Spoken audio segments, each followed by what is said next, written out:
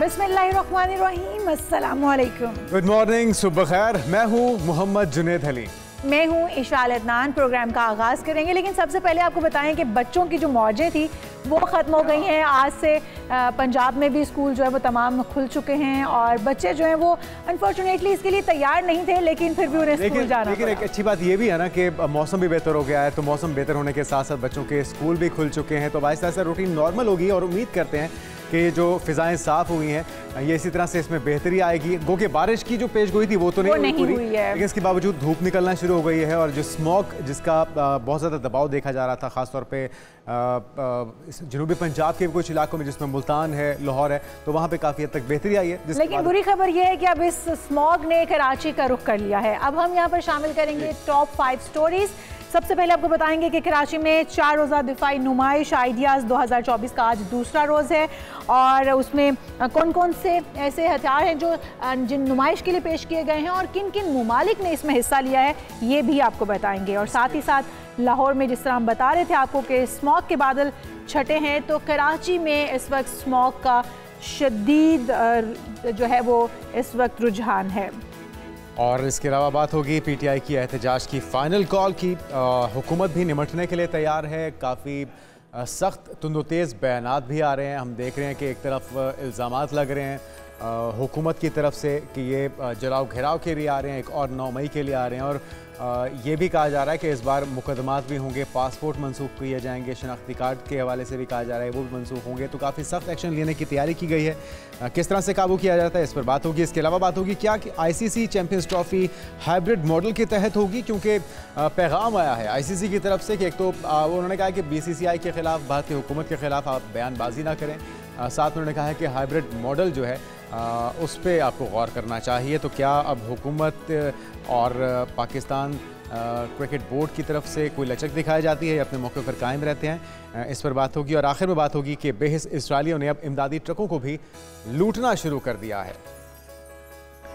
बिल्कुल, और ये जो मामला है ये बड़ा ही हसास मामला है कि वो मजलूम फ़लस्तीनी, निहत्ते फ़लस्तीनी जिनको बड़ी मुश्किल से इमदाद पहुंच रही है, अब उस इमदाद के ऊपर भी लूट खसूट का सिलसिला इसराइलियों की तरफ से शुरू हो चुका है। तो ये लम्हा फ़िक्री है और प्रोग्राम का आगाज़ करते हैं। बाकायदा सबसे पहले हम जिक्र कर लेते हैं पीटीआई के एहतजाज की, जिसकी जो कॉल है वो दी जा चुकी है। 24 नवंबर का दिन है, लेकिन देखना यह है कि इस एहतजाज को किस तरह से कामयाब बनाया जाता है, क्योंकि इल्ज़ाम ही लगा रहे पीटीआई वाले दोस्त के उनकी गिरफ्तारियाँ, पकड़ धकड़ का सिलसिला शुरू है, उन्हें खौफजदा और हिरासा करने की कोशिशें की जा रही हैं। बिल्कुल ऐसे जी, पीटीआई एहतजाज पर बज़िद है तो हुकूमत ने भी कमर कस ली है और इस वक्त दफ़ा 144 भी नाफिज कर दी गई है इस्लामाबाद में। और आपको बताएं कि दाल हुकूमत में डिप्टी कमिश्नर ने एहतजाज के पेश नज़र ये 2 माह के लिए दफ़ा 144 जो है वो नाफिज की है। फिर वजारत दाखिला की जानिब से भी मुतालिका जो सिक्योरिटी इदारे हैं उनको हाई अलर्ट कर दिया गया है। और इस वक्त सूरत हाल ये है कि पीटीआई जो है वो अपने एहतजाज पर डटे हुए हैं। कितना कारगर साबित होता है पीटीआई का ये एहतजाज और क्या वो अपने मुतालिबात मनवाने में कामयाब हो पाते हैं या नहीं।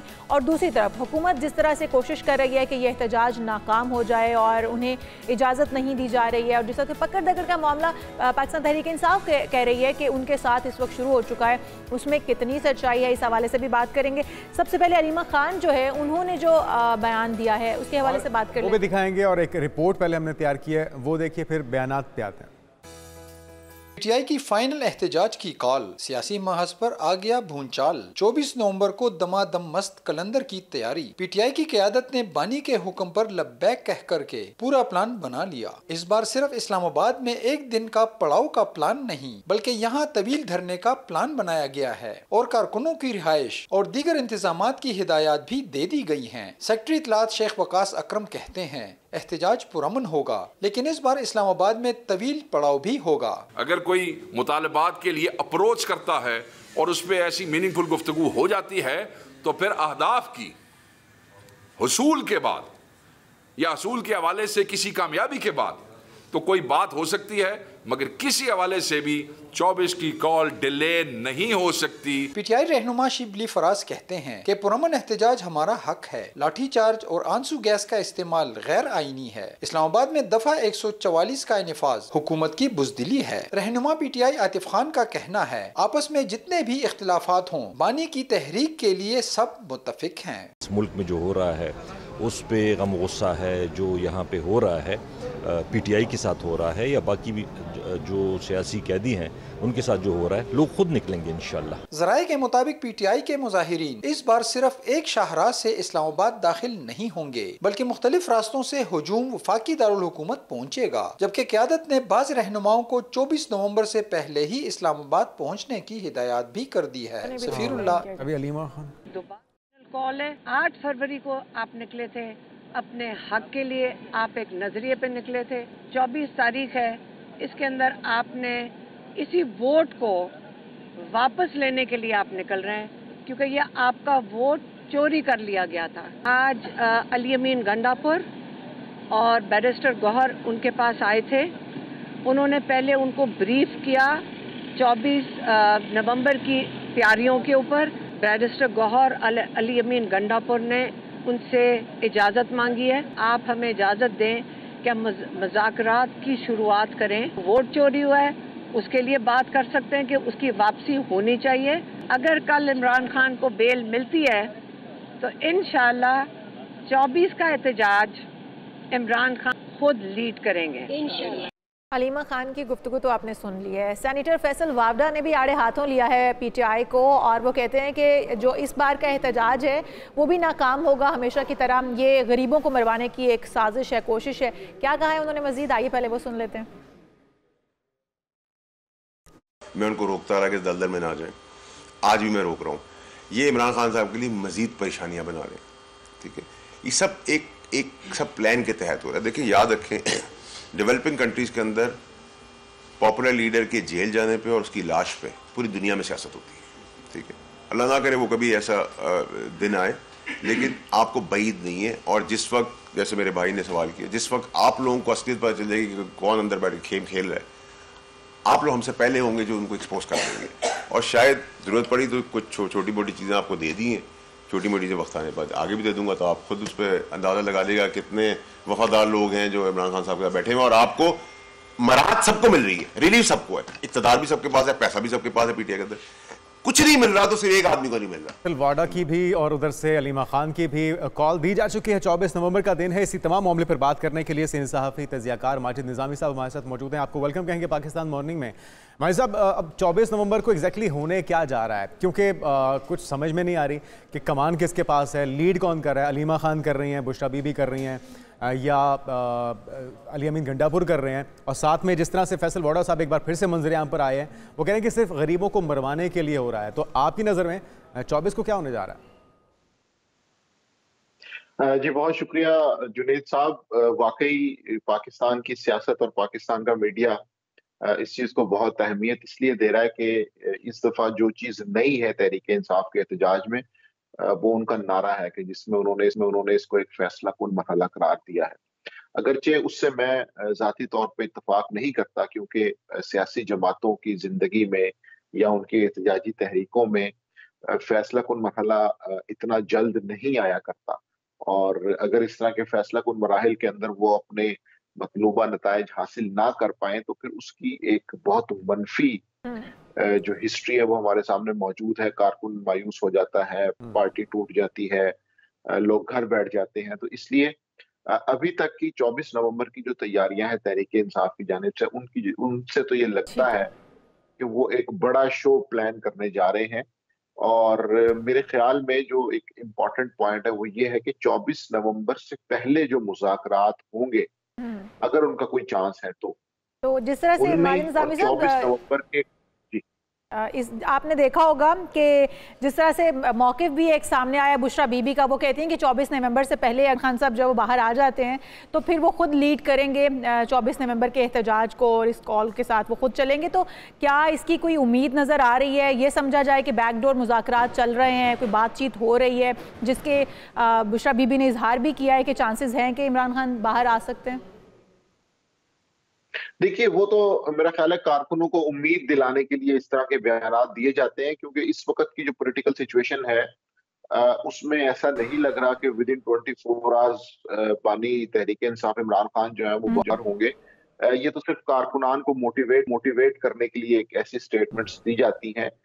जिस तरह हमने देखा कि पेशावर में भी जो इजलास हुए उनके अंदर भी बड़ी बड़ी बातें हुई। तो इसलिए मुझे लगता है कि 24 नवंबर का जो क्राउड है वो देख के हुकूमत ये फैसला करेगी कि तहरीक इंसाफ के मुतालबात को कितनी वेटिज देनी है। लेकिन ये जो अभी एक मुलाकात हुई है अली अमीन गंडापुर साहब जो जेल में गए हैं, क्या वो किसी का पैगाम लेकर गए थे? उसके बाद फिर एस्टेब्लिशमेंट से मुज़ाकरात के लिए ग्रीन सिग्नल का देना बानी पीटीआई की तरफ से, तो क्या कोई पेशरफ्त मुतवक्के है? और साथ में जो हुकूमती इस वक्त इक़दामात देखे जा रहे हैं, जो नकवी साहब का बयान आया कि जी पासपोर्ट और शनाख्ती कार्ड की मनसूखी, इनको नौकरियां नहीं दी जाएंगी, इनके इदारों से निकाल दिया जाएगा, तालीमी इदारों से निकाल दिया जाएगा, ये इस कदर सख्त मौक़िफ़ अपनाना ये कितना दुरुस्त है? और आपको लगता है कि कहीं ज़्यादा तो नहीं ओवर रिएक्ट करी हुकूमत?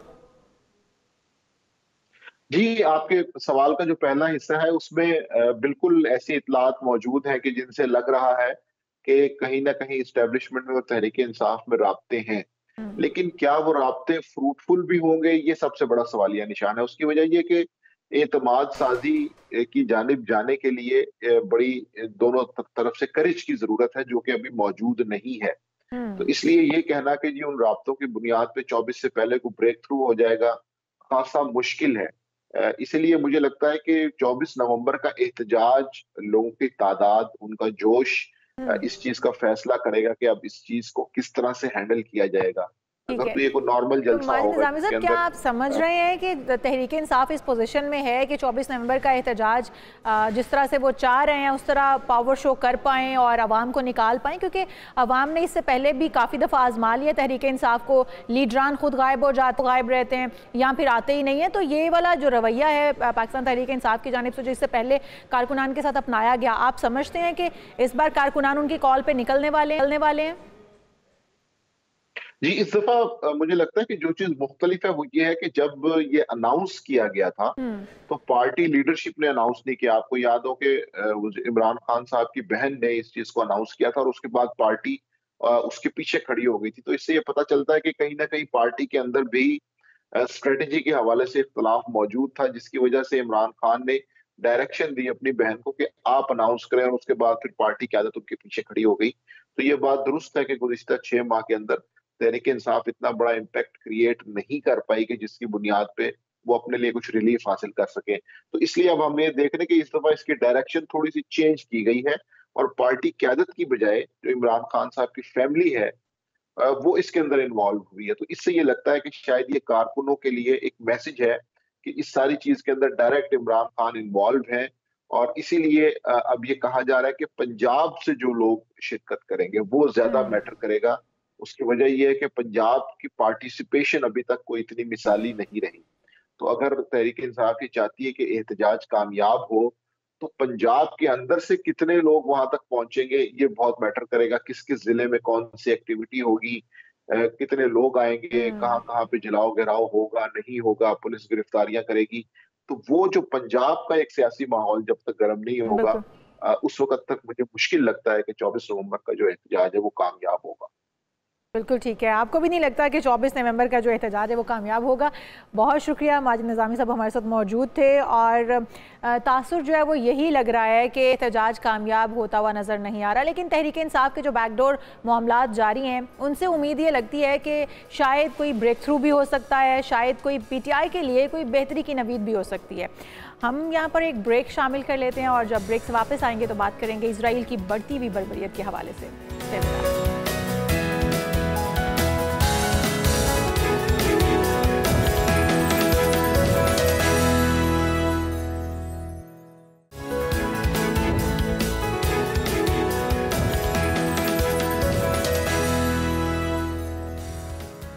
नाज़रीन वेलकम बैक। बात हो जाए सेहूनी कुव्वतों की जिनकी बर्बरियत दिन ब दिन बढ़ती जा रही है। एक तरफ हमले हो रहे हैं, मासूम निहत्ते गज़ा के शहरियों को शहीद किया जा रहा है और अब ये सिलसिला है कि वो इमदाद जो कि बड़ी मुश्किल से उन तक पहुंचती है उस इमदाद को भी इसराइलियों ने लूटना शुरू कर दिया है। मनाजिर आप देख सकते हैं, ये वो अलमिया है जो कि अब यहाँ पे जन्म ले रहा है और अक़वाम मुत्तहिदा की रिलीफ एजेंसी इनरवा के मुताबिक ग़िज़ाई सामान के भरे हुए अक़वाम मुत्तहिदा के 109 ट्रकों को लूट लिया गया।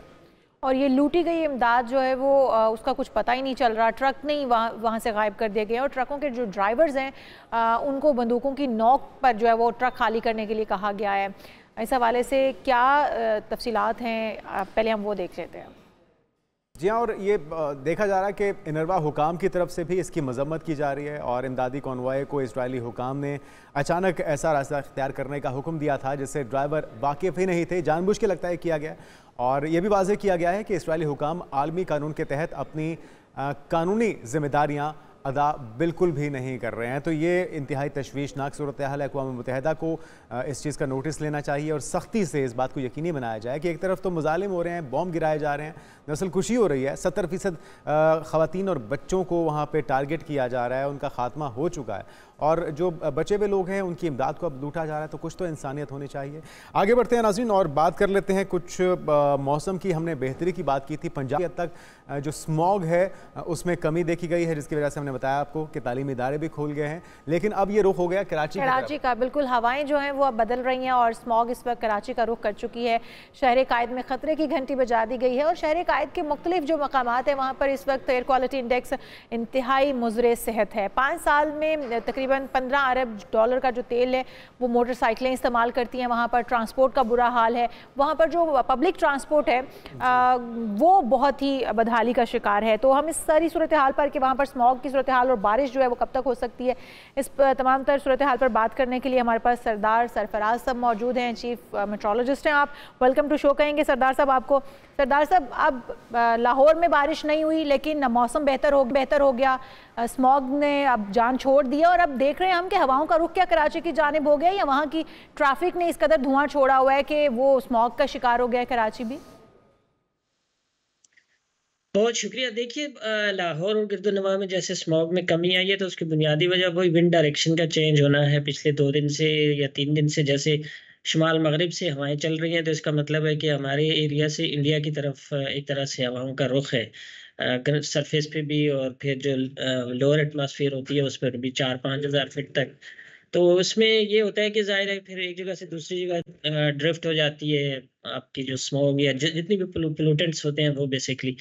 कराची में अब नवंबर के आखिर में यानी मिड ऑफ नवंबर के बाद होता है कि यहाँ पर विंड डायरेक्शन सुबह से लेके दोपहर तक नॉर्थ ईस्टर्ली रहती है, शुमाल मशरिक से रहती है, जो कि थरपारकर डिस्ट्रिक्ट या उस दूसरी तरफ राजस्थान के जो डेजर्ट है उन इलाकों की तरफ से जब हवा आती है तो उसमें ज़ाहिर है कि कुछ ना कुछ डस्ट पार्टिकल्स भी शामिल होते हैं और बाकी आपको पता है ट्रांसपोर्ट की इमिशंस तो अपनी जगह पर है ही। बिल्कुल। और अच्छा, ये थोड़ा सा बताइएगा सरदार साहब कि हमने देखा 2 दिन लाहौर का, पंजाब के मुख्तलिफ इलाकों का जहाँ पे बहुत ज़्यादा AQI लेवल ख़राब हो गया था, बेहतरी आई है तो स्कूल खुल गए हैं। तो क्या इस बात का खदशा तो नहीं कि हवाओं का रुख दोबारा से तब्दील हो तो दोबारा से स्मॉग पैदा हो जाए, फिर दोबारा स्कूल बंद करने पड़ जाए? देखिए, स्कूल बंद करने का तो मैं नहीं कह सकता कि करने पड़ेंगे नहीं, लेकिन ये खराब हो सकती है दोबारा से एयर क्वालिटी, क्योंकि एज सच कोई जो मतलब ये मुस्तकिल फिनोमेना नहीं है। बारिश की पेशगोई नहीं देख रहे आप? ना वो तो जी, पिछला जो स्पेल गुजरा है ना, बारिश जो हुई केपी में और फिर नॉर्थ पंजाब में यानी इस्लामाबाद गिरदोनवा में भी कुछ ना कुछ बारिश हुई थी, तो उसके बाद अमूमन कोल्ड एयर आती है जो नॉर्थ वेस्टर्ली विंड का ट्रेंड होता है। तो ये 4-5 दिन तक तो प्रिवेल करता है, उसके बाद फिर विंड अगर चेंज होती है जैसे मेरा ख्याल है कि 22 या 23 नवंबर को ना दोबारा से इधर से साउथ से या साउथ ईस्टर्ली विंड जो होगी ना, जनूब से या जनूब मशरिक से लाहौर की तरफ अगर हवाओं का रुख इधर से होगा तो फिर बढ़ सकती है। सरदार साहब, वैसे अगर देखा जाए क्लाइमेट चेंज के बाद बारिशों में काफ़ी कमी हुई है, लेकिन अगर इस मौसम की बात कर लें हम ओवरऑल तो कब बारिशें शुरू होती हैं? क्योंकि सर्दियों का एक स्पेल होता है जो बारिशों का आता है, तो वो किस डेट से कब तक जारी रहेगा? कब तक सर्दी की जो बराबर एक कहते हैं कि बात करते हैं कि सर्दी आ चुकी है, खुल के जो सर्दी आती है वो कब तक आ जाएगी? देखिए, जो ये नवंबर का महीना होता है ना, वो दिसंबर में भी किसी हद तक यानी मिड ऑफ दिसंबर तक तो बहुत कम बारिशें होती हैं। पिछले आपने देखा होगा, और फिर क्लाइमेट चेंज की वजह से जो होती थी उसमें भी कुछ ना कुछ वो डिस्टर्ब सा हो गया, मतलब कि पिछले चंद सालों से तो बिल्कुल नहीं हो रही है। कोई महीना 1.5-2 महीने होते हैं, अक्टूबर से लेके आप मिड ऑफ दिसंबर तक कह सकते हैं। अब दिसंबर के मेरे ख्याल में मिड के बाद कोई 20 दिसंबर के बाद कोई बहुत शुक्रिया सरदार साहब कह रहे हैं कि 30 के बाद तवक्को की जा सकती, मिड दिसंबर के बाद मौसम खुलेगा। देखते हैं कि इसमें क्या बेहतरी आती है। बहरहाल पंजाब में मौसम बेहतर हुआ है, कराची में हवाएं इस वक्त आलूदा हैं। एक ब्रेक लेते हैं, ब्रेक के बाद इस पर बात करेंगे। हमारे साथ रहिएगा।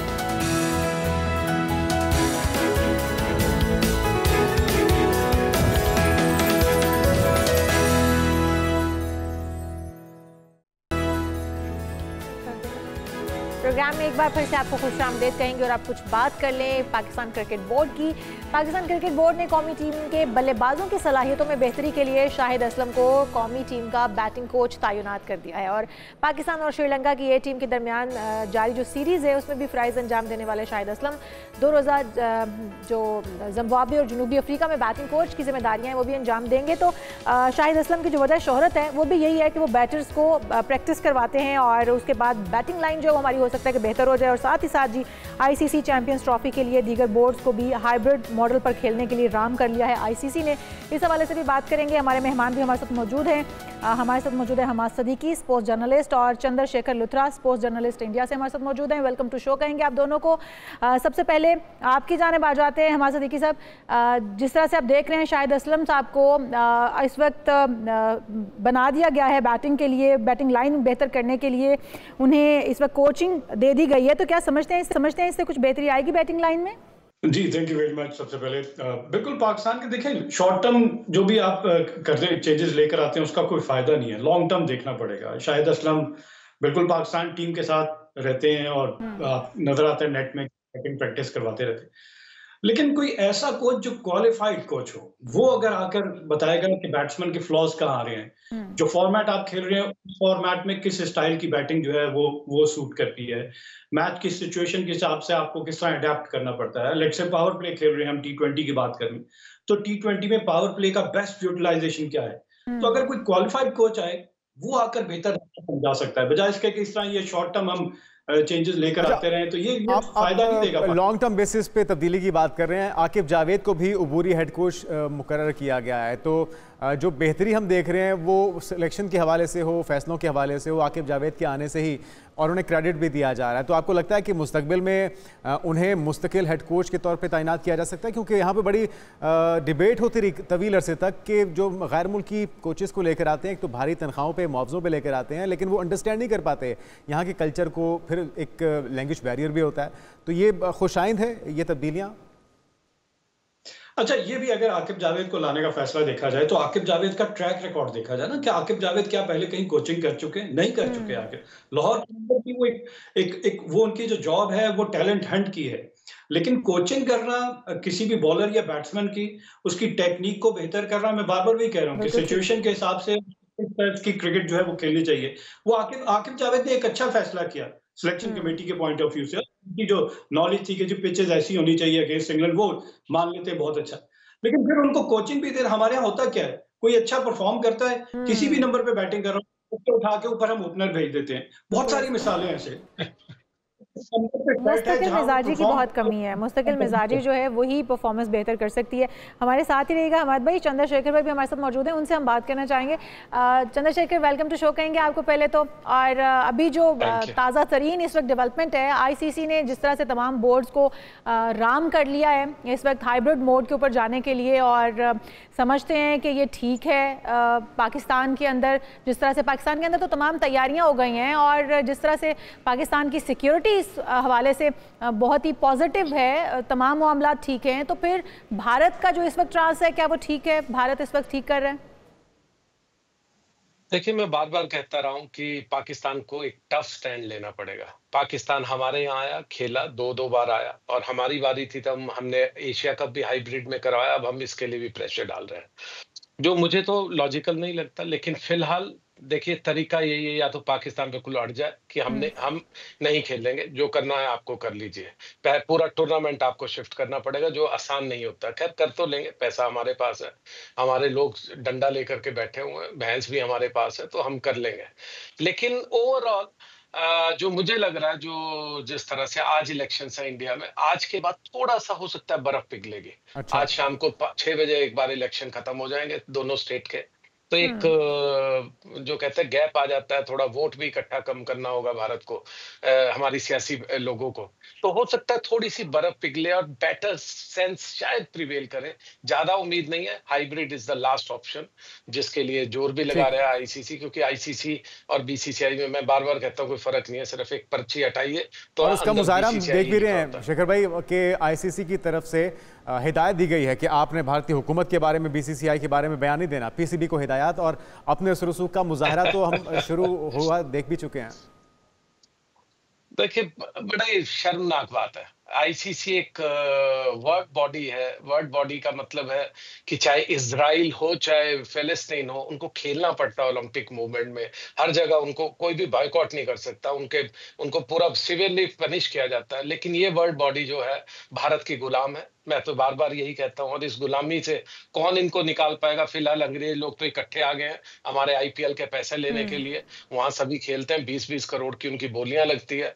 तो फिलहाल तो वो मजे लूट रहे हैं, और उनको ये नहीं मालूम कल उन पर भी ये बात आ सकती है, और जब उन पर आएगी तो कोई उनके साथ भी खड़ा नहीं होगा। ऐसे ही है। और ये उम्मीद की जा रही थी पाकिस्तान की जानिब से कि इस बार जो है वो हम अपने आप को मनवा लेंगे और आईसीसी जो है वो अपना किरदार अदा करेगा और भारत को या तो एक वाज़े मौक़िफ़ देगा कि आपको आना ही पड़ेगा पाकिस्तान खेलने के लिए, या फिर उसको माइनस कर दिया जाएगा। लेकिन हमने देखा कि आईसीसी के ऊपर, जिस तरह आपने बताया भी था हमें, कि असर और सूख जो है वो भारतीय क्रिकेट बोर्ड का है और आप कुछ नहीं कर पाएंगे। तो इस वक्त हमें वो लग रहा है, होता हुआ भी हम देख रहे हैं। क्या आने वाले दिनों में आप जिस तरह से कह भी रहे हैं कि इलेक्शन हो गए हैं तो कोई बेहतरी के चांसेस हो सकते हैं, कितने % चांसेस हैं कि भारत की तरफ से कोई बर्फ पिघले और आईसीसी जो है वो उसके बाद ये बताए कि अब पाकिस्तान में मैचेस खेलने आ रहा है भारत? देखिए, हुक्म तो ऊपर से आना है, क्योंकि जयशाह तो कुछ भी नहीं। जयशाह को मैं बार बार कहता हूँ, ना क्रिकेट का सी पता है, ना कोई लेना देना है उनको। वो तो सिर्फ एक प्यादे की तरह चलाए जाते हैं। बाकी जो मेन हुकूमत है, जिसमें उनके फादर साहब हैं, जो होम मिनिस्टर है इंडिया के, देखिए डिसीजन तो वहीं से आना है। आपके जो बड़े, जो आपके भी लोग हैं जो पॉलिटिकली, चाहे प्राइम मिनिस्टर हो चाहे फॉरेन मिनिस्टर हो, जिस तरह बात भी हुई थी, जयशंकर साहब गए थे, इतना इस्तकबाल उनका किया गया। मुझे लगता है बात तो उसी लेवल पर होगी, उन्हीं के बीच में बैठ करके। जयशाह को तो जो बोल लेंगे कर देंगे। उनको कभी यूट्यूब में जाकर के उनके जो कहते हैं ना कि कुछ फरमान पढ़िए, जिस तरह से बोलते हैं और जिस तरह उनका, आपको समझ आ जाएगी। उनको कुछ क्रिकेट का कोई नॉलेज नहीं है, कुछ नहीं है। तो ये तो बर्फ पिघलने की जो बात है, बिल्कुल ऊपर सियासी लोगों में होगी। बर्फ पिघलेगी तभी कुछ होगा। आप लोग आए, इतना प्यार दिखाया, सियासी लोगों की बात की। मैं आपसे अब बात मुकम्मल कर लीजिए जी। हाँ जी, नहीं, मैं यही कह रहा था कि जिस तरह से जयशंकर साहब गए थे और उन्होंने बातचीत की, उनके साथ वेलकम हुआ, जिस तरह से उन्होंने आकर के, हर तरफ यही बात थी, अखबारों में भी, यहाँ पर हमारे बीच में लोग यही कह रहे थे कि अब कुछ हो सकता है। फिर इलेक्शन थे जो आज मुकम्मल होने दो स्टेट्स के। तो मुझे लगता है कि इलेक्शन का भी एक प्रेशर हमेशा रहता है हमारे यहाँ मुल्क में, खासकर पिछले 10-12 सालों में, जब से नई रिजीम आई है।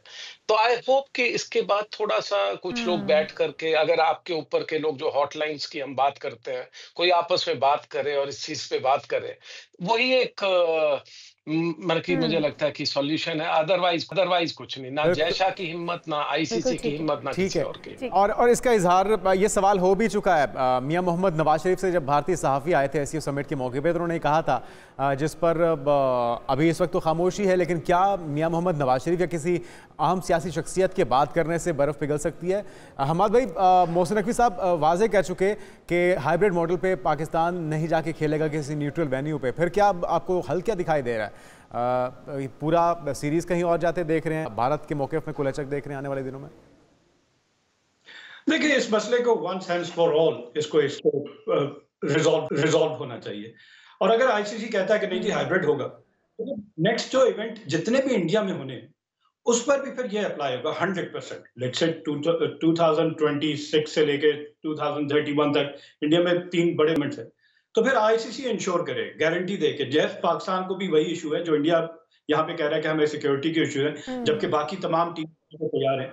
तो फिर पाकिस्तान, अगर उस वक्त पाकिस्तान ये बात करे, तो फिर आईसीसी वहां पे भी हाइब्रिड मॉडल जो है वो अप्लाई करा करते। तो ये सारी ऑनर की बात है। अभी बात कर रहे थे चंद्रशेखर कि बाकी बोर्ड तो बल्कि ढीठ बने हुए हैं, उन्हें सिर्फ पैसे से मतलब है जी। पैसा मिलता है, हम जहां मर्जी खेलें, लेकिन डिग्निटी एंड ऑनर की बात आ जाती है, असूल की बात आ जाती है कि नहीं, एक आईसीसी की मीटिंग होती है, फ्यूचर टूर प्रोग्राम बनाए गए हैं। हमाद भाई, अगर असूल की बात करें तो जब आईसीसी ने ये इवेंट प्लान किया था और अनाउंस किया था, तभी भारत को जो तहफ़्फ़ुज़ात थे वो सामने रखने चाहिए थे और इश्यूज उठाने चाहिए थे। इस वक्त तो अब टाइम गुजर चुका, अब तो बिल्कुल खेलने का जब टाइम आया तो उस वक्त आप एतराज़ात उठा रहे हैं, तो ये बनता नहीं, असूली तौर पर भी नहीं बनता। तो चंद्रशेखर साहब, ये आप समझ रहे हैं कि भारत जो है वो भी अपने मौक़िफ़ पर डटा रहेगा, क्योंकि पाकिस्तान इस वक्त अपने मौक़िफ़ पर डट चुका है और इस वक्त ये कह दिया है मोहसिन नकवी साहब ने कि किसी सूरत भी हाइब्रिड के ऊपर नहीं जाएंगे हम, और ना ही हम किसी और मुल्क में ये ट्रांसफ़र करने वाले हैं। तो क्या भारत को आप देख रहे हैं कि खेलेगा या फिर साइड पर हो जाएगा? देखिए इस टाइम पर जो हालात है, क्योंकि आज 20th है, तो आप मान लीजिए 10 दिन की बात रह गई है। अब आईसीसी को भी सहना पड़ेगा जयशाह को। जयशाह साहब जाएंगे, अब पूरी वर्ल्ड पे हुकूमत करेंगे। खैर क्रिकेट खेलते ही 2-4 मुल्क है और बाकी तो बर्बाद कर दिया। इनकी जो नई पॉलिसीज है 3 लोगों के पैसे देने की, आपस में बांटने की, उन्होंने बर्बाद कर दिया। तो अगले 10 दिन बहुत क्रूशियल है। वो उससे पहले कि वहां जाएं और अपना डंडा चलाएं, उससे पहले जरूरी है कि उससे पहले दोनों बात करें। अपनाना होगा। वक्त की कमी है। बहुत शुक्रिया चंद्रशेखर साहब हमारे साथ मौजूद थे। नाज़रीन एक ब्रेक लेते हैं, ब्रेक के बाद दीगर इश्यूज में जिस पे बात होगी हमारे साथ रहेगा। Stay with us.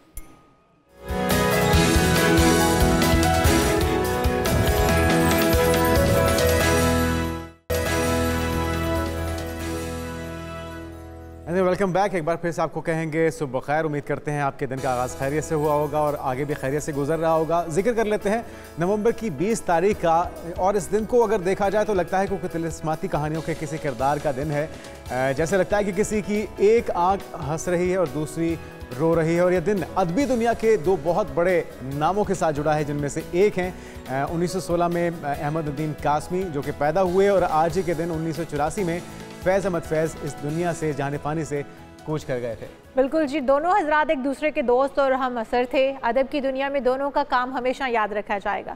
फैज़ अहमद फैज़ की वफ़ात पर अहमद नदीम कासमी का ये कहना था कि जिस दिन उनके दोस्तों ने उनकी सालगिरह का एहतमाम किया तो उसी दिन फैज़ साहब के इंतकाल की खबर आ गई। तो अहमद नदीम कासमी ने कहा कि उन्हें बड़ा अजीब सा महसूस हुआ कि एक बहुत ही अच्छे शायर और उनके साथी इंतकाल के दिन अपनी सालगिरह मनाएंगे। तो फैज़ अहमद फैज़ के वर्सा जो है उन्होंने बहुत अच्छा किया और उनकी बरसी की बजाय यौम पैदाइश मनाते हैं, और यूं यौम पैदाइशी मनाना भी चाहिए।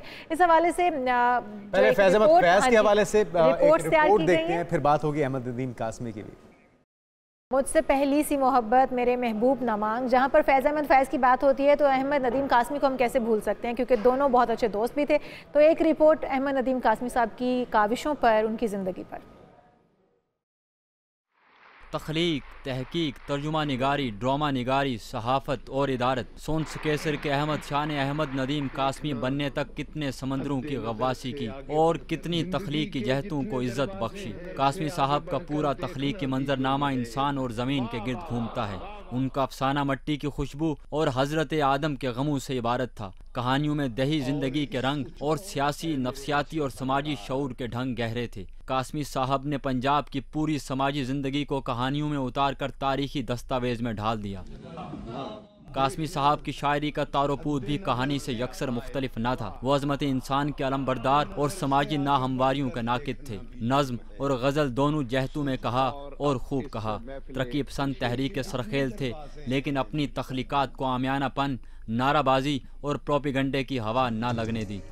दोनों की काविशों के हवाले से, खिदमात के हवाले से और उर्दू अदब के लिए आपने रिपोर्ट्स देखी हैं। इसी मौजू पर बात करने के लिए हमारे साथ मौजूद हैं अहमद हमाद साहब, जो कि मुसन्निफ़ भी हैं, शायर भी हैं। आपको वेलकम कहेंगे हमाद भाई पाकिस्तान मॉर्निंग में।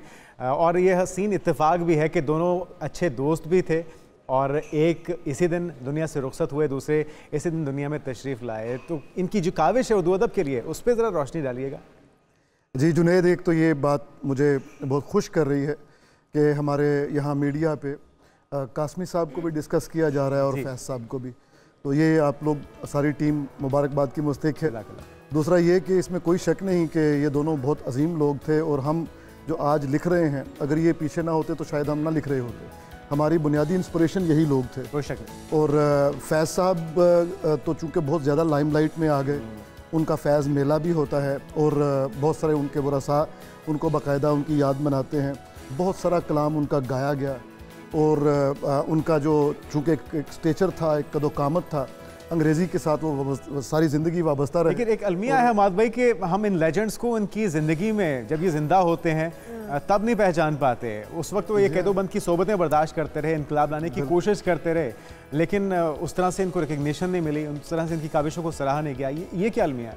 ये है हमारे मुआशरे में, हम चूँकि तीसरी दुनिया या समझ लें पसमानदा या डेवलपिंग कंट्रीज़ में से एक हैं, तो यहाँ पे मौजूद है आपकी जो प्रोफेशनल जेलसी है और कंटेम्प्रेरीज के साथ आपकी जो एक मुसलसल एक आगे निकलने की कश्मकश है, उसमें आपके हाथ आगे निकलने वाले की टांग भी आपके हाथ में आती है ना, तो आप उसको खींच के पीछे करने की कोशिश करते हैं ताकि तेज़ी से आगे निकले।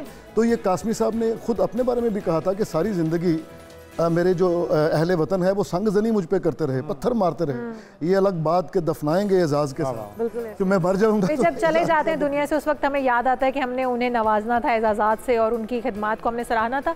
जब तक जिंदा होते हैं हम वैसे ही उनकी कदर नहीं करते हैं। अगर फैज़ अहमद फैज़ साहब की कोई शायरी हो जाए जो कि आप सुनाना चाहें उनके इस एजाज़। फैज़ साहब की शायरी जो है वो ज़ाहिर है मुझसे बहुत बेहतर बहुत सारे लोगों ने गाई है।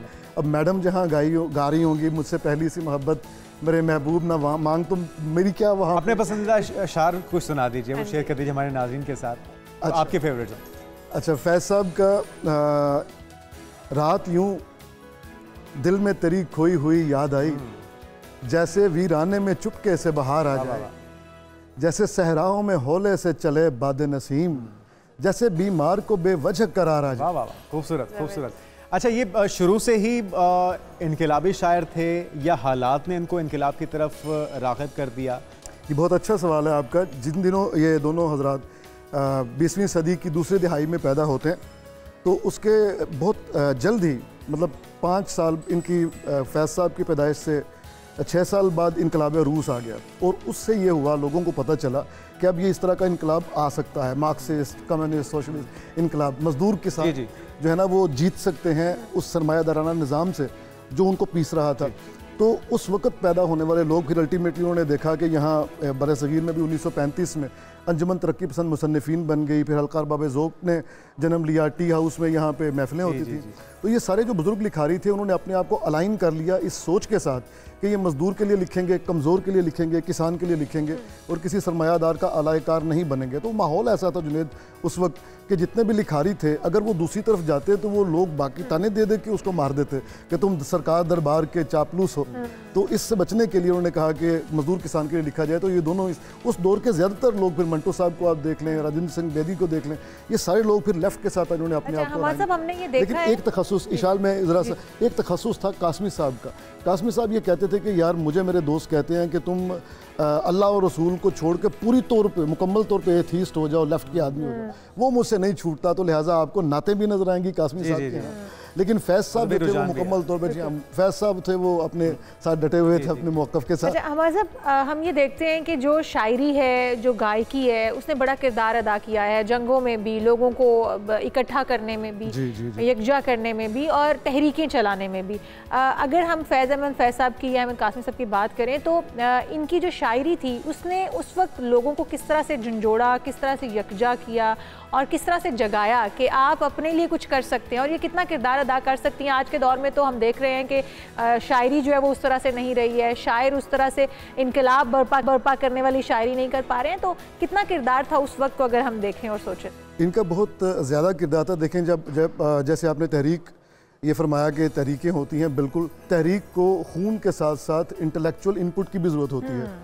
और आप देखेंगे कि जितनी भी बड़ी तहरीकें हैं उन्होंने ये लोग पैदा किए, बड़े अफसाना निगार पैदा किए, बड़े दानिश्वर पैदा किए, बड़े मुकर्रर पैदा किए और बड़े शायर पैदा किए।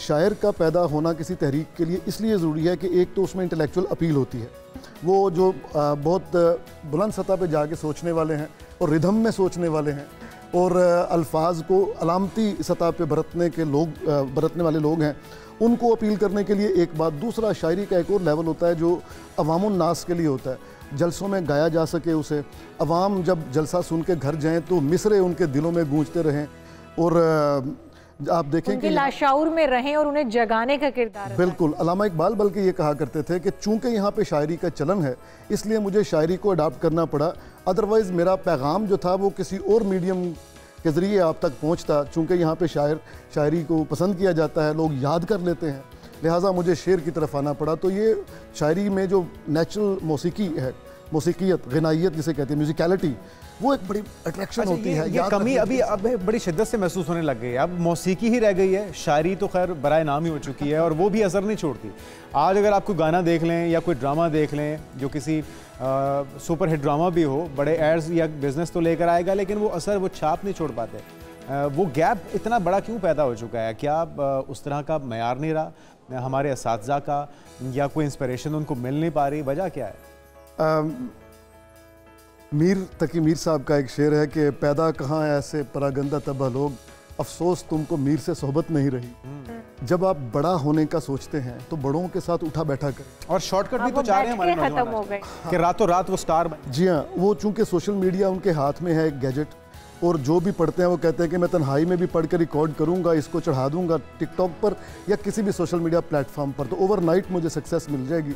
अंग्रेजी में कहते हैं कि it takes 20 years to get an overnight success. 20 साल का कष्ट है। और मैं कराची में था तो मुझे वहाँ पे भारत से आए हुए एक शायर थे मुजफ्फर हनफी साहब। वो कहते हैं कि उस वक्त में 2007-8 की बात होगी, मेरी पहली किताब थी, मैंने जब उनको की तो कहते हैं कि बेटा ये जो अदब है ना, ये कोहनियों के बल सहरा में चलते जाने, रेंगते जाने का नाम है, इसमें कोई शॉर्टकट नहीं है। तो मेहनत करते जाना, मुसलसल मेहनत करते जाना। दूसरी एक और चीज़ भी हमारे साथ कि बैठकों का फुकदान, क्योंकि आपने कहा सोहबत, और अब वो शायर, वो अदीब, वो हमें मिलते नहीं हैं कि हमारी जो जनरेशन है वो उनके साथ बैठे, उनसे बैठकें ले और उनसे बहुत कुछ सीखे और फिर वो उसको आगे परवान चढ़ाएं। तो इसका कितना फुकदान समझते हैं? और ये महफिलें होनी चाहिए, इनका इनकाद दोबारा से, मुशायरे होने चाहिए, ये महफिलें होनी चाहिए। जी शाल, बिल्कुल दुरुस्त आपने इशारा फरमाया कि महाफिल ज़रा कम है, लेकिन उसके साथ साथ ये भी है, आप देखें कि ये जो दो बुज़ुर्ग जिनको हम याद कर रहे हैं, कासमी साहब को तो मैंने खुद देखा है, मुझे इत्तेफाक हुआ मिलने का या एजाज़ है मिलने का। तो जब at the turn of the century ऐसा था कि यहाँ अहमद फराज साहब भी लिख रहे थे, ग्रेट मास्टर्स, मुनीर न्याजी साहब भी लिख रहे थे, कासमी साहब भी मौजूद थे, अशफाक अहमद बाबा जी वो भी थे, ये सब लोग मौजूद थे, बानो आपा भी थी।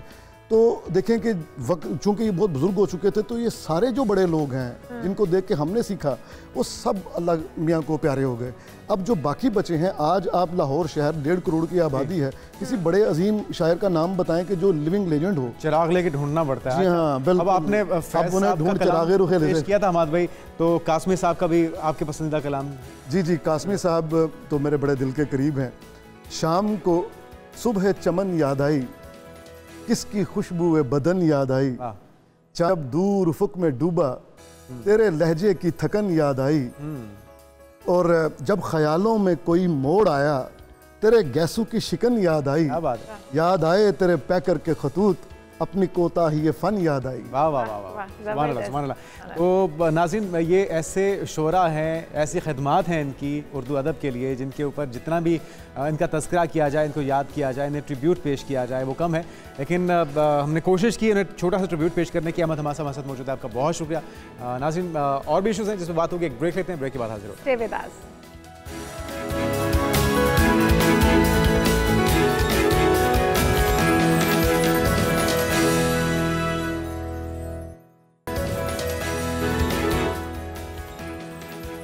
प्रोग्राम में एक बार फिर से आपको खुशामदीद कहेंगे। आपको बताएं कि 4 रोज़ा दिफाई नुमाइश आइडियाज़ 2024 कराची एक्सपो सेंटर में इस वक्त जारी है। जदीद और रिवायती दिफाई साजो सामान नुमाइश की जीनत बना दिया गया है। दिफाई नुमाइश में पाकिस्तानी साख्ता टैंक हैदर मुतारिफ करवाया गया है। शहपर 3 ड्रोन भी नुमाइश का हिस्सा है, जबकि पाकिस्तान समेत 55 ममालिक की दिफाई मसनूआत नुमाइश का हिस्सा। जरा अहवाल जान लेते हैं, हमारी नुमाइंदा रबिया खान भी वहाँ पर मौजूद है एक्सपो सेंटर में। रबिया, बताइएगा कैसा इस वक्त इंटरेस्ट देख रही हैं शुरका का, और कौन कौन से हथियार इसमें रखे गए नुमाइश के लिए?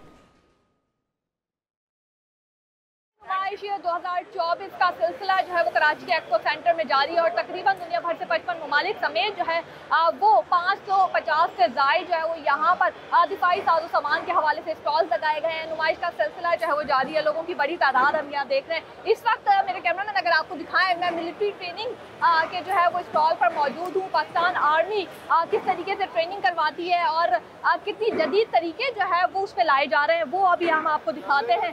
लेज़र के ज़रिए जो है वो अब ट्रेनिंग करवाई जा रही है पाकिस्तान आर्मी की जानिब से वेपन की, और नया जो है वो ये इन्होंने इंट्रोड्यूस करवाया है। ये वेपन हमारे पास मौजूद है, और जो है देखते हैं हम जो है वो इसको ट्राई करने की जो है वो कोशिश करते हैं, और ये थोड़ी सी हमें हेल्प करेंगे कि किस तरीके से जो है वो इसको जो है टारगेट करना है। बॉल से आपने फायर कर ये जो है वो लेज़र के ज़रिए फायर हो रहे हैं। इसका फ़ायदा ये है कि ये खासा जो है इकोनॉमिकल है, उस पर काफ़ी जो आपकी बुलेट ज़ाया होती हैं वो ज़ाया होने के चांसेस नहीं है। पीछे अगर आप देखें तो दीगर वेपन जो है वो भी मौजूद हैं। साथ ही यहाँ पर जो है वो हैदर टैंक की जो ड्राइविंग सिमुलेटर है वो बनाया गया है, और यहाँ जो है वो आप एक टैंक को जो है वो ड्राइव कैसे करते हैं वो देख सकते हैं। किस तरीके से टैंक जो है वो ड्राइविंग के दौरान जो है वो उसकी वाइब्रेशन और वो सारी चीज़ें जो है वो फील कर सकते हैं। तो अब जो है वो बगैर किसी टैंक में बैठे आप टैंक किस तरीके से ड्राइव करते हैं वो सीख सकते हैं। साथ ही दीगर वेपन अगर आप यहाँ मेरे कैमरामैन दिखाएं तो उसकी ट्रेनिंग और जो है उसका सिलसिला भी जारी है और दिखाया जा रहा है। और जो साउंड आपको आ रहा होगा उससे आप अंदाज़ा लगा सकते हैं, ऐसा लग रहा है कि वाकई हम किसी मैदान में हैं और एक जंग की जो है वो सूरत हाल है। साउंड बहुत ज़्यादा ख़तरनाक है। और जब हमारे यहाँ स्टॉल पे मौजूद पाकिस्तान आर्मी के जवानों से बात हुई तो उनका यही कहना था कि इसका मकसद ये है कि बुलेट्स जो है वो ज़ाया होने का डर नहीं है, लेज़र के ज़रिए जो है वो सारी चीज़ें की जा सकती हैं। साथ साथ सिर्फ वेपन ही लेज़र नहीं है बल्कि एक और जो है वो टेक्नोलॉजी यहाँ पर मौजूद है, और ये जो है वो एक डमी यहाँ पर मौजूद है। इसमें जो है वो लेज़र टेक्नोलॉजी के ज़रिए यहाँ पर ये लेज़र जो है वो इंस्टॉल किए गए हैं, और ये अगर आप हिट करता है कोई भी टारगेट आपको इसी लेज़र पॉइंट पे तो इसका जो है वो अलार्म जो है वो आप देख सकते हैं कि बीप कर रहा है। साथ ही इसको जो है वो इसलिए डिज़ाइन किया गया है कि दौरान मुकाबला जो है वो आपके सोल्जर को अपने कौन कौन से बॉडी पार्ट्स को जो है वो महफूज करना है, वो इसके ज़रिए जो है वो ट्रेनिंग दी जाती है।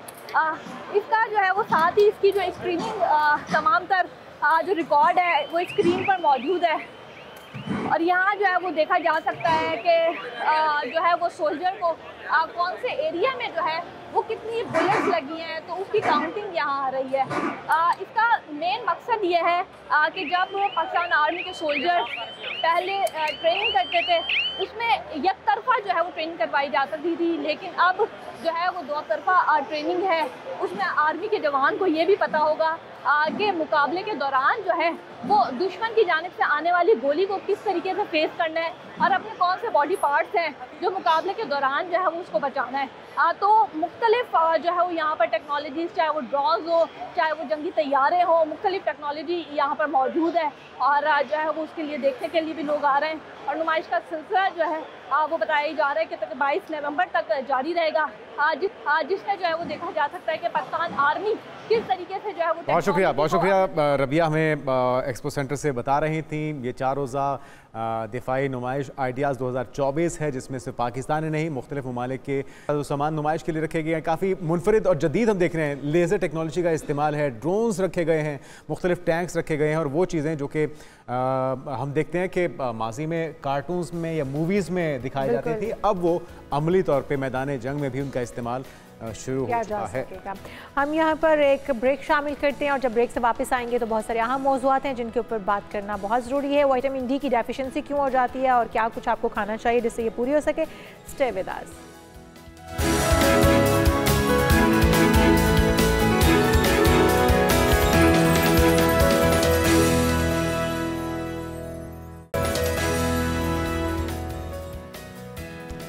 Welcome back. आज 20 नवंबर है, बच्चों का आलमी दिन, और बच्चों की बात की जाए तो बच्चे किसी भी घर के आंगन की छांव और सुकून हुआ करते हैं, और ये घर में एक पल के लिए भी ना हो तो घर सूना सूना लगता है, इसमें कोई दो राय नहीं है। बच्चे माँ बाप के दिलों की धड़कन और जो आंखें उनका तारा भी होते हैं। इसी तरह से इनका जो मुस्तकबिल संवारना है ये भी बहुत ही ज़रूरी है। जिस तरह से दिन मनाए जाने का मकसद भी यही है कि शऊर को उजागर किया जा सके कि किस तरह से हम अपने बच्चों की बेहतर तरबियत और नशोनुमा कर सकते हैं। तो इस हवाले से हमारे साथ मेहमान भी मौजूद हैं। और जो आज ये मनाया जा रहा है इस साल आलमी दिन, उसमें थीम भी है कि मुस्तकबिल की सुनो, और हमारे साथ भी डॉक्टर मौजूद हैं। हिना कियानी कारकुन हैं हुकूक़ अतफ़ाल की, और वेलकम टू शो कहेंगे आपको हिना साहिबा।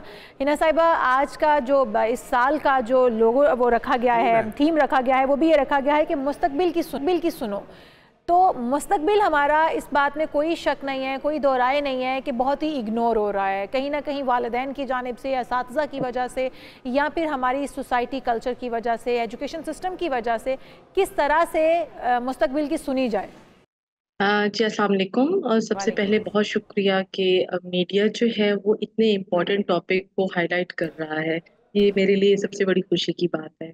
हम जब बात करते हैं बच्चों की, तो जो हमारी ओवरऑल पॉपुलेशन है हमारे मुल्क की, उसके 48% जो पॉपुलेशन है वो बच्चों पर मुश्तमिल है। अगर हम 48% की जो पॉपुलेशन है उसके इश्यूज को मिटिगेट नहीं कर सकते, उनकी फैसिलिटेशन के लिए काम नहीं कर सकते, तो हम अपना फ्यूचर सिक्योर नहीं कर सकते। इसी वजह से इन चीज़ों की अहमियत को सामने रखते हुए जो थीम है इस दफ़ा यूनिवर्सल चिल्ड्रन डे का, वो यही रखा गया है ताकि हम एटलीस्ट जो इम्पोर्टेंस है उसको हाईलाइट कर तो सके हिना और किसी साहिबा, क्या तरीके ये से जो स्लोगन भी रखा गया है इस बार, मुस्तकबिल की सुनो, मुस्तकबिल की इग्नोर तो बहुत हो रहा है, इसकी सुनी किस तरह से जाए? माँ बाप तो कहते हैं कि माँ बाप बिल्कुल सही हैं, वो जो कह रहे हैं वही मुस्तकबिल होना की चाहिए। जी डेफिनेटली बच्चों का आलमी दिन है, तो बच्चों की हमें सिर्फ एक दिन नहीं सुननी, हमें जो मेन उनके बेसिक 4 प्रिंसिपल्स हैं, यानी कि उनको एक अच्छी क्वालिटी एजुकेशन देना, उनको प्रॉपर हेल्थ केयर प्रोवाइड करना, फिर उनकी प्रोटेक्शन का प्रॉपर ख्याल रखना, और उसके साथ साथ एक सेफ एनवायरनमेंट देना एक पेरेंट की रिस्पॉन्सिबिलिटी है। When you are giving the birth to the child, तो आपकी ये रिस्पॉन्सिबिलिटी है कि ये मेन 4 चीजें आप अपने बच्चे को प्रोवाइड करें। ठीक है हिना साहिबा, हम वालिदैन, बतौर वालिदैन हम ये समझते हैं कि जो हम कर रहे हैं बच्चे के लिए वो ठीक है, हमने जो बच्चे के लिए फ़ैसला कर लिया वही दुरुस्त है, हम बच्चे को सुनते नहीं हैं, चाहे वो उनके पढ़ाई के मामलात हो, उनके फ्यूचर चूज़ करने का, करियर चूज़ करने के मामलात हो, तो ये कितना गलत है। हम बच्चे को अपने हाथ से खुद ही बिगाड़ने पर वो तुल जाते हैं कि बच्चे को हम अपने अगेंस्ट कर लेते हैं। कितना ज़रूरी है बच्चे की राय सुनना? देखिए जी, जब अगर हम 20-25 इयर्स बैक चले जाए ना, तो तब ये फ्रीडम नहीं था कि हम बच्चों को ये अथॉरिटी दे सकें कि वो किस तरह से अपने लिए चीजों को चूज कर सकते हैं। लेकिन वक्त के साथ साथ बहुत सारी चीजें चेंज हो जाती हैं। अब वो बच्चे भी नहीं आए जो बच्चे 20-25 साल पहले थे। अब बच्चों के माइंड डेवलप हो गए हैं, 3D माइंड के साथ बच्चे आ रहे हैं। तो जब तक हम उनको खुद से घर से ये कॉन्फिडेंस नहीं देंगे, उनको डिसीजन मेकिंग में इन्वॉल्व नहीं करेंगे, तो फिर बहुत सारी ये जो लैग्स हैं, ये जो ग्रे एरियाज हैं, की वजह से हमें प्रॉब्लम्स फेस करनी पड़ती हैं। तो जब यूनिवर्सल चिल्ड्रन डे की हम बात कर रहे हैं, तो उसमें सबसे इम्पोर्टेंट चीज ये है कि हम पॉजिटिव पेरेंटिंग को प्रमोट करें, क्योंकि एक बच्चा सबसे पहले अपने पेरेंट की जिम्मेदारी है और देन वो स्टेट की रिस्पॉन्सिबिलिटी बनता है। बिल्कुल ठीक, बहुत शुक्रिया हिना किरानी साहबा। यह बात बिल्कुल नहीं थी कि बच्चों की सुननी चाहिए, इस साल का थीम भी यही है और इसके लिए 3 कहा जाता है, माहिरीन की राय भी यह है कि 3 मैजिकल आवर्स होते हैं। एक वो वक्त जब बच्चा सुबह के टाइम सो के उठता है, दूसरा वो वक्त जिस वक्त बच्चा स्कूल से वापस आता है, और तीसरा वक्त वो होता है कि जो सोने से पहले का होता है। तो इस वक्त अपने बच्चों की काउंसलिंग कीजिए, उनकी सुनिए और उन्हें अपना दोस्त बनाइए। जब आपके दोस्त बन जाएंगे तो फिर उन्हें किसी बाहर के दोस्त की, किसी गलत सोबत की ज़रूरत नहीं रहेगी। बहुत शुक्रिया आपका हिना साहबा। और हम जो बात करते हैं ना बच्चों की सुनने की, तो बच्चों को प्रॉपर सुना करें और उनको फ्रेंडली माहौल देकर उनकी बात सुना करें, ना कि उनके ऊपर तनकीद करके और फिर बच्चे आपके साथ कुछ भी शेयर नहीं करेंगे। हमारा जो अगला टॉपिक है हम उसकी तरफ बढ़ेंगे और उससे पहले एक ब्रेक ले लेते हैं, ब्रेक के बाद आते हैं और फिर इस पर बात करते हैं।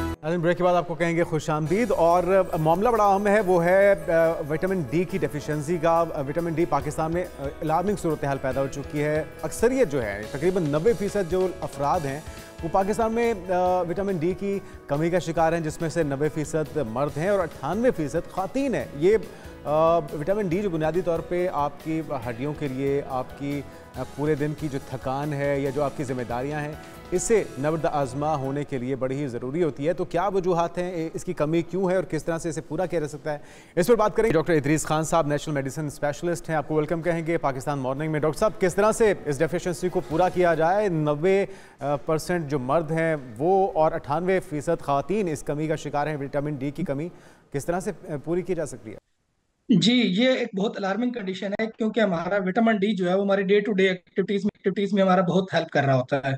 हमारे मसल्स के लिए, हमारे जॉइंट्स के लिए, हमारे बोन्स के लिए, हमारी फिजिकल वेलनेस के साथ साथ हमारी जो मेंटल वेलनेस है, हमारी जो थॉट्स हैं, उसमें भी विटामिन डी का बड़ा अहम रोल है।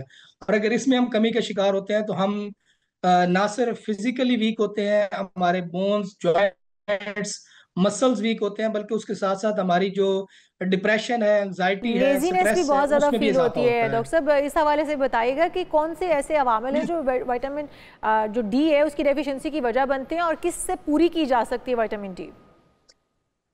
जी, विटामिन डी को लेने के लिए हमारी डाइट्स हैबिट्स कुछ ऐसी हैं जिनमें विटामिन डी लेस होता है, जिसकी वजह से ये सारी चीजें बढ़ रही हैं। उसमें जो डेयरी प्रोडक्ट्स हैं, दूध, दही, लस्सी, मक्खन, और इसके अलावा जो रेड मीट होता है जिसमें बीफ, मटन है, और इस तरह की जो हेल्दी मीट्स हैं उसकी अवॉइडेंस की वजह से ये सिचुएशन जो है ये बढ़ती जा रही है। जो ये ग्राफ डाउन होता जा रहा है विटामिन डी का, इसकी वजह ये है कि हमारा लाइफस्टाइल उस तरह का है। हम सूरज को उस तरह से फेस नहीं कर पाते, हमारा सन बाथ जो है वो बहुत कम होता जा रहा है, हम ज्यादातर कमरों में गुजारते हैं और एसी और हीटर में गुजारते हैं, जबकि नेचुरल हीट और नेचुरल जो सनलाइट है उससे अवॉइड करते हैं। इसके अलावा हमारा जो खुली जगहों पे वॉक करना, खुली जगहों पे सांस लेना, वो कम होता जा रहा है दिन ब दिन। सेडेंटरी लाइफस्टाइल हमारा इस तरफ हमें लीड कर रहा है कि हमें विटामिन डी जो है वो कम मिल रहा है। और विटामिन डी के अब्जॉर्प्शन के लिए कैल्शियम धूप लेना, ये तो एक फैक्टर हो गया कि धूप जो है नहीं ली जाती है, कमरों में बंद है, इसलिए विटामिन डी की कमी है। कौन सी ऐसी खुराक है जो ना लेने से, जिसका अपनी खुराक अपने खानों में इस्तेमाल ना करने से हम विटामिन डी की कमी का शिकार हो जाते हैं और उसको हमें ऐड करना चाहिए अपने खानों में? जी, मैंने पहले ही बताया आपको कि डेयरी प्रोडक्ट्स इसमें टॉप ऑफ द लिस्ट है। इसमें दूध, दही, लस्सी, मक्खन, पनीर, ये चीजें हमारे डाइट से बहुत कम होती जा रही हैं। हम कॉफी का इस्तेमाल करते हैं, चाय का इस्तेमाल करते हैं, और इस तरह की जो जंक फूड्स हैं उनकी तरफ ज्यादा जाते हैं, जबकि जो नेचुरल होते हैं वो हम कम लेते हैं। हमारी डाइट में अंडे का इस्तेमाल बहुत कम है, और इसके अलावा दूध का इस्तेमाल कम है, लस्सी का इस्तेमाल कम है, इसकी वजह से विटामिन डी जो है वो हमारी बॉडी में कम होता है। रिकमेंड करते हैं अक्सर डॉक्टर हजरात भी विटामिन की जो गोलियां हैं या मेडिसिन है, क्या खुराक की कमी को ये मेडिसिन पूरा कर पाती है, या बेहतर हल यही है कि खुराक में बेहतरी लाई जाए, रूटीन में बेहतरी लाई जाए, डायरेक्ट सनलाइट को उसका सामना किया जाए इस डेफिशिएंसी को पूरा करने के लिए? देखिए, नेचुरल का तो मुकाबला किसी चीज से नहीं किया जा सकता। किसी हद तक वो सपोर्टिव होती हैं अगर आप उसमें आर्टिफिशियल को सिंथेटिक विटामिन लेते हैं या उसकी टैबलेट्स लेते हैं, किसी हद तक वो रोल प्ले करती हैं। लेकिन जैसे कि मैं बता रहा था कि जो विटामिन डी है उसको ऑब्जॉर्ब करने के लिए हमें कैल्शियम की भी ज्यादा जरूरत होती है।